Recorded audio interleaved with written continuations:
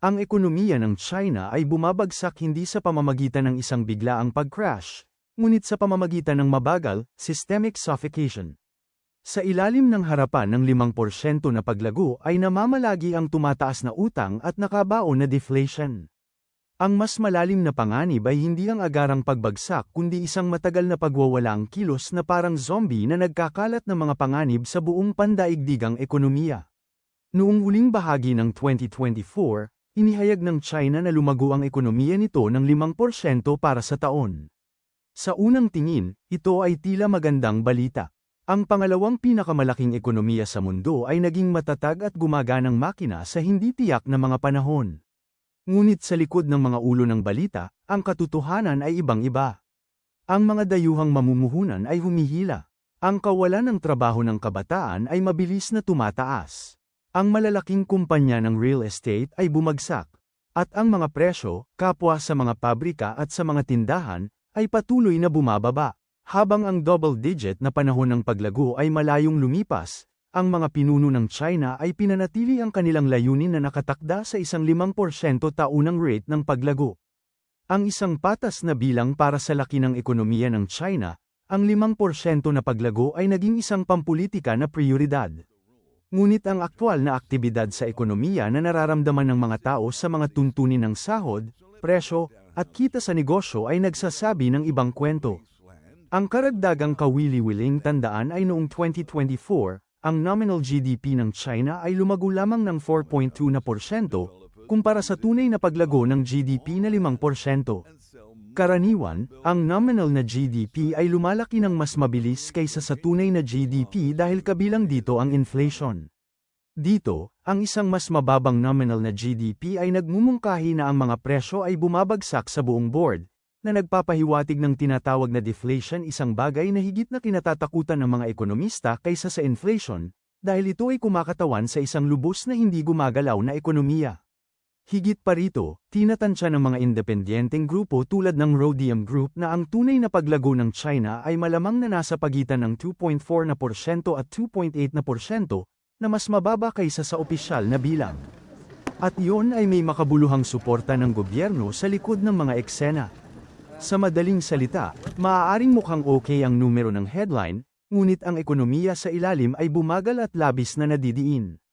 Nasusumpungan na ngayon ng China ang sarili sa isang bitag sa utang, masyadong nagagamit para mabilis na lumago, masyadong marupok para linisin ang gulo. Samantala, ang mga taon ng pamumuhunan sa industriya ay lumikha ng napakalaking sobrang kapasidad, lalo na sa mga sektor tulad ng mga dekoryenteng sasakyan, solar panel, bakal, at semiconductors. Sa maraming mga kaso, ang produksyon ay lumampas hindi lamang sa mga domestic na pangangailangan kundi sa pandaigdigang pangangailangan mismo.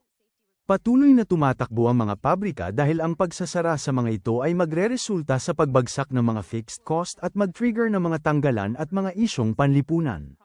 Ngunit ang patuloy na output na ito ay lumalala sa isang deflationary spiral, bumababa ang mga presyo, nawawala ang kita, at lumiliit ang demand. Ang mga presyo ng producer ay bumaba ng higit sa isang taon, at ang mga presyo ng consumer ay bumaba ng 0.7% noong Pebrero taong 2025. Ang merkado ng ari-arian, na matagal ng makina ng yaman ng sambahayan ng Chino, ay isa na ring pananagutan. Ang mga developer tulad ng Evergrande at Country Garden ay nag-default, na nag-iiwan sa mga bangko na nalantad sa malubhang masamang mga pautang.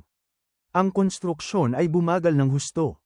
Ang mga benta ng lupa, isang pangunahing pinagmumula ng kita ng lokal na pamahalaan, ay natuyo, na nagsasama ng fiscal strain. Ang pagbagsak na ito ay lalong malupit sa nakababatang henerasyon. Ang kawalan ng trabaho ng kabataan ay opisyal na nakatayo sa 16.9%, ngunit ang mga pagtatansya ay mas mataas, lalo na sa mga lungsod. Maraming kabataan, nakapag-aral na Tsino ang sumapi sa hanay ng mga tinatawag na propesyonal na mga bata, mga nasa hustong gulang na nakatira at umaasa sa kanilang mga magulang, hindi makahanap ng trabaho o bumuo ng mga malayang buhay. Ang dating isang kumpiyansa, aspirational na henerasyon ay minarkahan na ngayon ng kabiguan at pag-alis ng lipunan. Tumugon ang Beijing gamit ang mga pamilyar na tool, mga pagbawas sa rate, mga iniksyon sa pagkatubig, at stimulo sa infrastruktura, ngunit walang gumagana tulad ng dati. Pinaluwag ng People's Bank of China ang patakaran nito, pagbabawas ng mga rate ng interes at mga kinakailangan sa reserba. Gayunpaman, dahil ang mga sambahayan at kumpanya ay na-over-leverage na, ang patakaran sa pananalapi ay nawalan ng traksayon. Ang mga bangko ay maingat, nag-aalangan ang mga nangungutang. Ang mas murang credit ay hindi na isinasalin sa economic momentum. Ang takot sa runaway inflation ay nagpapanatili sa fiscal stimulus na higit na nakatutok sa supply-side spending at infrastruktura at mga pag-upgrade sa industriya. Ang direktang suporta sa mga sambahayan, na posibleng muling buhayin ang demand kahit na sa halaga ng inflation ay nananatiling minimal. Ang mga lokal na pamahalaan ay epektibong hindi kumikilos. Sadsad sa utang at bumabagsak na kita sa lupa, binabawasan nila ang mga serbisyo at kulang sa kapasidad na suportahan ang pagbawi. Ang kanilang pagkalumpo ay naging isang malaking drag sa pagpapatupad ng pambansang patakaran. Sa buong ekonomiya, ang mga developer ay walang utang na loob, ang mga mamimili ay maingat, at ang pribadong pamumuhunan ay napapailalim. Bawat channel na maaaring magpadala ng stimulus, pagbabangko, lokal na pamahalaan, pagkonsumo ng sambahayan, ay naharang o nakumpremiso. Nahaharap ngayon ang pamunuan sa isang structural dilemma, palakihin pa ang bula ng utang upang mapanatili ang katatagan o payagan ng mga default at panganib na makahawa. Sa ngayon, pumili ito ng pangatlong landas, incremental containment, na umiiwas sa krisis ngunit ipinagpaliban din ang paglutas. Ang problema ay hindi nawala na ang mga tools sa patakaran. Ito ay hindi na sila gumagana sa ilalim ng kasalukuyang mga kondisyon. Ang mga pagbawas sa rate ng interes ay hindi nagpapasiklab sa paghiram.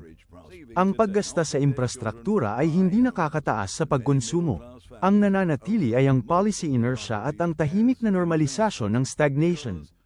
Isang digmaang pangkalakalan sa pinakamasamang panahon kung paanong ang China ay nakikipagbuno sa deflation, sobrang kapasidad, at pagbagsak ng kumpiyansa. Ang US ay muling nagpasimula ng isang trade war. Is the most beautiful word to me in the dictionary.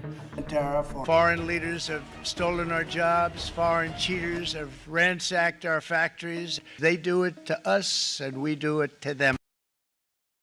Ang 2025 na reciprocal taripa na rehime ni Pangulong Trump ay maaaring umalingaw sa 2018, ngunit ang pandaigdigang konteksto ay ganap na nagbago.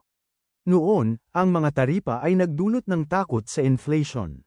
Ngayon, ginagamit nila ang deflation. At sa isang deflationary world, ang mga taripa ay hindi nagtataas ng mga presyo, crush nila ang pinakamahinang supplier. Dahil ang mga pabrika ay tumatakbo ng higit sa demand at ang mga presyo ay bumabagsak na, ang mga Chinese exporters ay walang leverage. Wala na ang kanilang kapangyarihan sa pagpepresyo, at desperado na ang kanilang posisyon sa pakikipagnegosasyon. Upang manatiling nakalutang, magiging handa pa silang makuha ang halaga ng mga taripa sa pamamagitan ng mas malalim na mga diskwento, siksik na kita, o mas mahinang yuan. Ang Beijing, samantala, ay may kaunting mga mabubuhay na counter. Masyadong kaunti ang inaangkat nito mula sa US para makaganti ng makabuluhan. Ang pagpapababa ng halaga ng pera ay nanganganib sa paglipad ng kapital.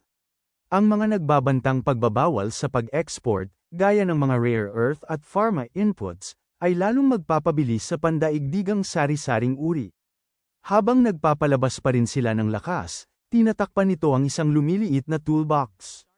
Isa itong trade war na hindi kayang bayaran at hindi kayang manalo ng China. Ang tiyempo ay hindi maaaring mas masahol pa. Ang mundo kasama ang China sa krisis. Ang krisis sa ekonomiya ng China ay hindi isang kwento ng biglaang pagbagsak. Ito ay isang mabagal na nasusunog na structural unraveling. Ang ekonomiyang may mataas na utang, deflation-prone, demograpikong tumatanda, at pinipigilan sa patakaran ay hindi na makakaasa sa mga tool na minsang naghatid ng napakabilis na paglago. Ang makina ay tumatakbo, ngunit ang transmission ay sira. Umiiral ang output, ngunit nawala ang momentum. Ang mas malalim na panganib ay hindi nakasalalay sa pagkasumpungin kundi sa pagwawalang kilos na humahaba, mahirap baligtarin, lumalaban sa reforma, at lalong nakikita sa entablado ng mundo. Ang mga problema ng China ay humuhubog na sa mga pattern ng kalakalan sa daigdig, pagbabago ng supply chain, daloy ng kapital, at demand ng kalakal. Ang kawalan nito ng kakayahan na buhayin ng domestic consumption o maglaman ng mga panganib sa pananalapi ngayon ay nagdudulot ng isang pandaigdigang banta. Minsan ang natakot ang mundo sa walang tigil na pagtaas ng China. Dapat na itong makipaglaban ngayon sa isang marupok, nasa loob, at pinansyal na napipigilan. At ang kahinaan sa sukat na ito, sa pangalawang pinakamalaking ekonomiya sa mundo, ay hindi nananatiling nakahiwalay. Binago ng China boom ang mundo. Ang Chinese structural slowdown ay gayon din sa mas hindi tiyak at hindi pantay na paraan.